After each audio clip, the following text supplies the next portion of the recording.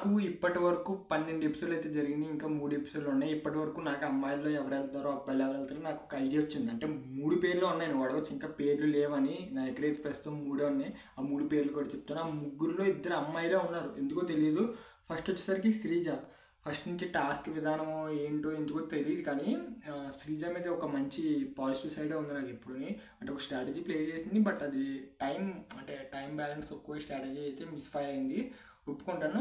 Second వచ్చేసరికి ప్రియా. మీరు నన్ను అడగచ్చు, ప్రియా ఏం టాస్క్లు ఆడింది శ్రీజ కంపేటివ్లో? ఇంకా కలికి చాలామంది ఉన్నారు కదా, ప్రియానే ఎందుకని చాలామంది అడగచ్చు. అయితే ప్రియానే ఎందుకంటే ప్రతి సీజన్ మీరు గమనించినట్లయితే గీతా మాధురి కానీ శ్రీముఖి కానీ వీళ్ళందరూ ఒకే పర్సనాలిటీస్ ఉంటారు, మీరు గమనించలేదు. కానీ నాకైతే ఆ శ్రేయో ప్రియో పేర్లు అసలు గుర్తుంటలే. ప్రియా అచ్చో నాకు శ్రీముఖి పర్సనాలిటీ ఏమో ఎందుకో వాళ్ళ బిహేవియర్ టైప్ అనిపిస్తుంది. సో ఆ కేటగిరీలో అయినా తీసుకుంటారని నేను అనుకుంటున్నాను.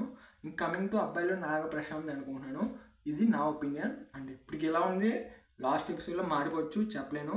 సో నాకు అనిపించింది ఏంటంటే వీళ్ళ ముగ్గురు ఇప్పటికున్న దాని ప్రకారం అనఫిషియల్ ఓటింగ్ అసలే నమ్మకండి, మళ్ళీ చెప్తున్నా. ఓకే, అదంతా బాట్స్ ద్వారా ఫేక్ ఓటింగ్ అదంతా జరుగుతుంది, ఎస్పెషల్లీ కామనర్స్కి.